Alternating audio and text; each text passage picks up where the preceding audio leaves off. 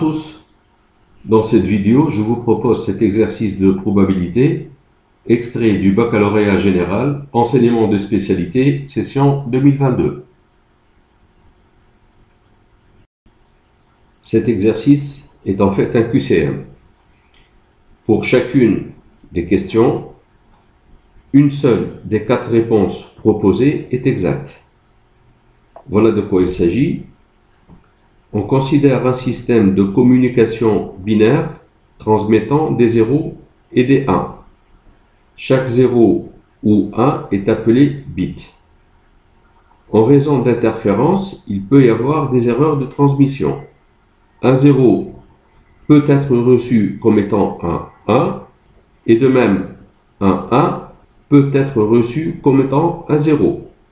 Pour un bit choisi au hasard dans le message, on note les événements. E0, le bit envoyé est un 0. E1, le bit envoyé est un 1.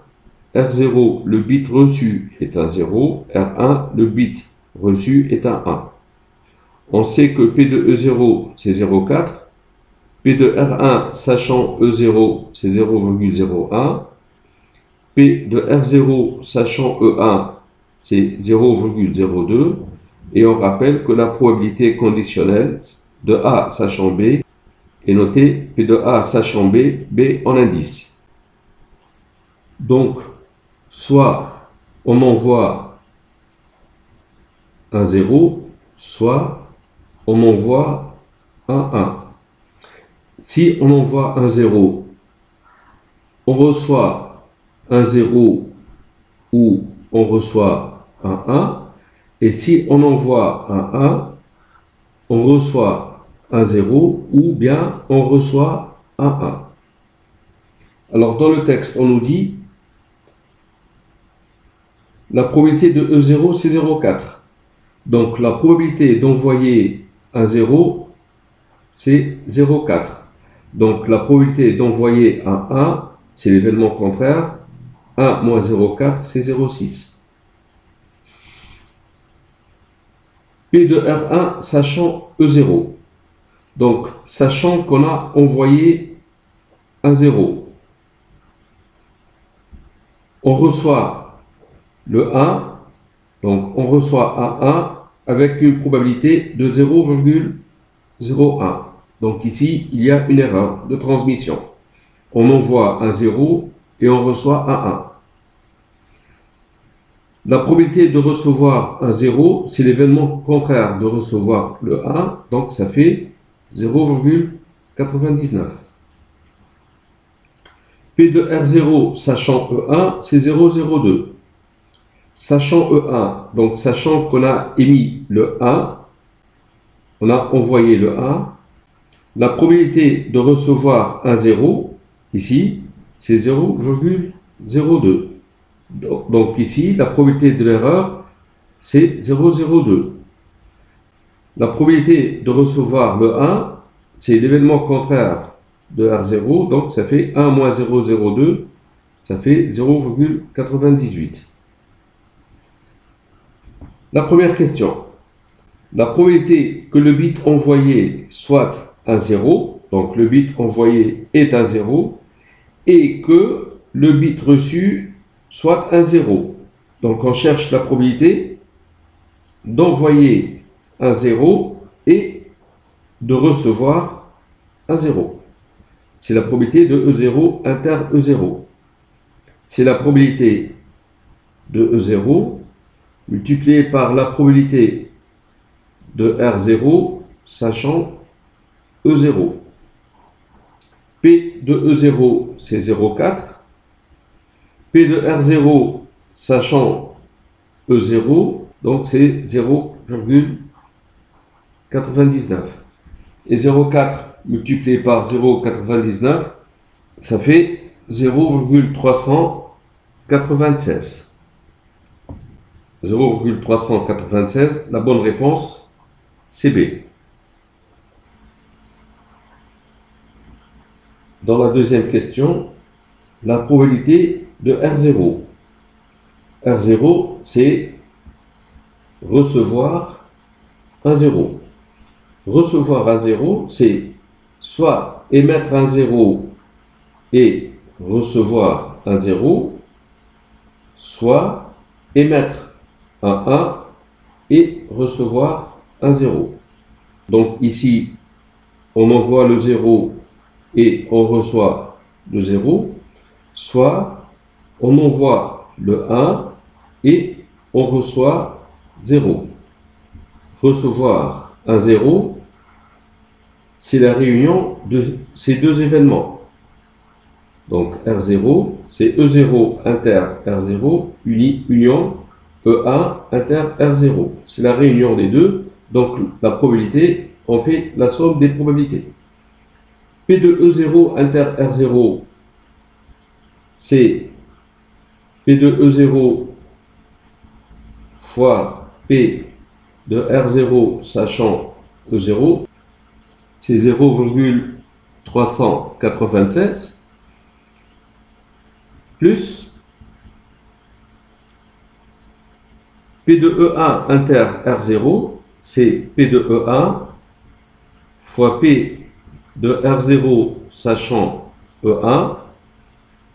Donc ici, on a calculé 0,396 plus P de E1, c'est 0,6 multiplié par P de R0 sachant E1, 0,02 et 0,6 multiplié par 0,02,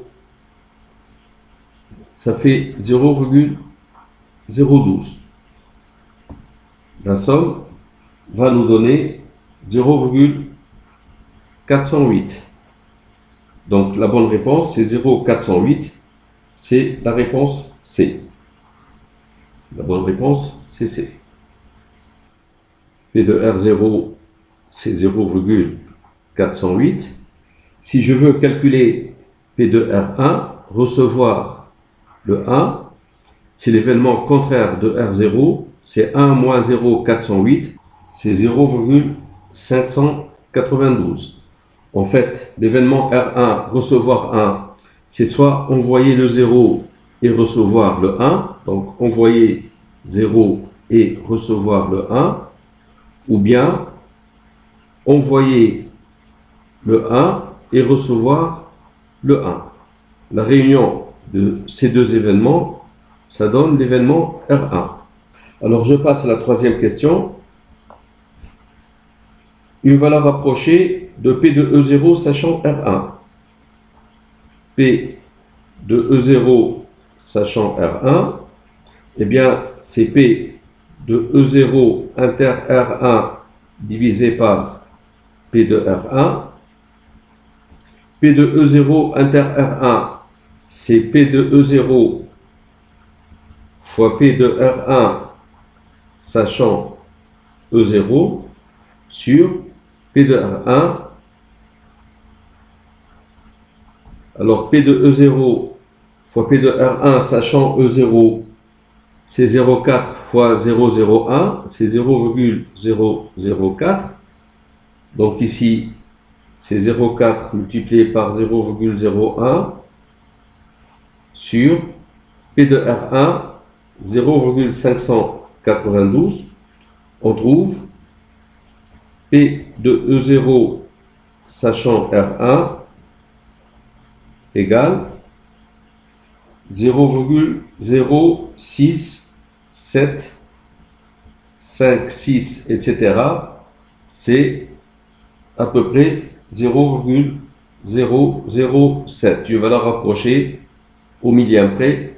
Donc la bonne réponse ici, ça va être la réponse C.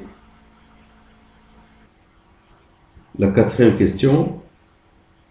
La probabilité de l'événement, il y a une erreur de transmission. Eh bien, une erreur de transmission, c'est soit émettre un 0, donc envoyer un 0 et recevoir le 1, ou bien envoyer le 1 et recevoir un 0. Donc on cherche la probabilité de cet événement-là. Et là, c'est la probabilité de E0 inter R1, plus la probabilité de E1 inter R0. P de E0 inter R1, c'est 0,004 plus P de E1 inter R0, c'est 0,012. On trouve 0,016. 0,016, c'est la réponse B.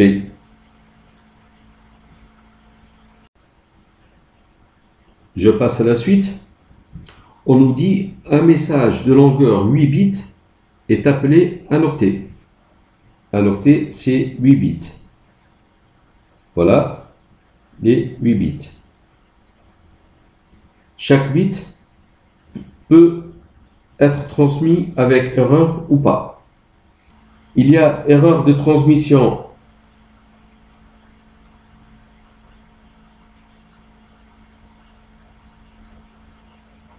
d'un bit, c'est 0,016. Donc, un bit sans erreur, c'est 1 moins 0,016, ça fait 0,984. 8 bits sans erreur, c'est 0,984 puissance 8, et ça fait 0,87, 89, etc. Et ça fait à peu près 0,88. Voilà pourquoi on nous a dit, on admet que la probabilité qu'un octet soit transmis sans erreur, c'est 0,88. 8 bits sans erreur, c'est un octet sans erreur, c'est à peu près 0,88. Alors, si je passe donc à la cinquième question, on transmet successivement 10 octets de manière indépendante. Quelle est la probabilité à 10-3 près qu'exactement 7 octets soient transmis sans erreur? Donc ici, il y a une épreuve qui est répétée 10 fois une transmission d'un octet de manière indépendante. Donc on voit le schéma de Bernoulli. Ici, on a une épreuve répétée 10 fois de manière indépendante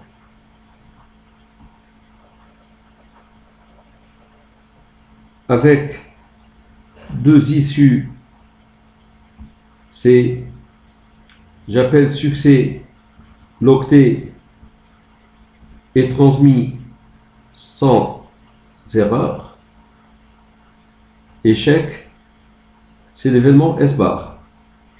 La probabilité de l'événement S, la probabilité pour que l'octet soit transmis sans erreur, c'est 0,88.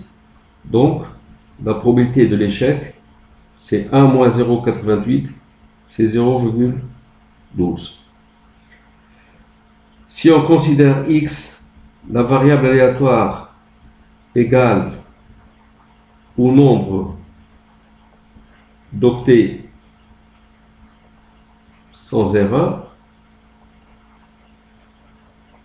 x suit donc une loi binomiale de paramètres n égale 10, puisqu'on fait 10 fois l'épreuve, et le deuxième paramètre, c'est la probabilité du succès, c'est 0,88.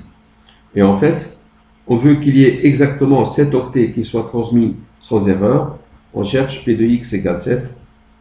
C'est 7 parmi 10. La probabilité du succès, c'est 0,88 puissance 7 fois la probabilité de l'échec, c'est 0,12 puissance 10 moins 7, 3. Et ceci donne à peu près 0,0847. Une valeur rapprochée, c'est 0,085. Donc la bonne réponse ici, c'est 0,085. C'est la réponse D. Dans la question 6, on cherche la probabilité qu'au moins un octet soit transmis sans erreur. Bien sûr, on a transmis 10 octets de façon indépendante. Alors, au moins un octet soit transmis sans erreur, on cherche l'événement contraire.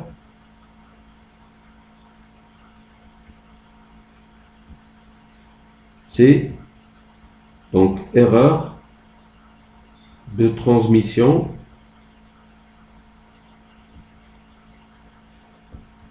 de tous les octets. Donc la réponse c'est quoi? C'est 1 moins l'événement contraire. Alors, erreur de transmission de tous les octets. Un octet, le premier octet est transmis avec erreur, la probabilité c'est 0,12.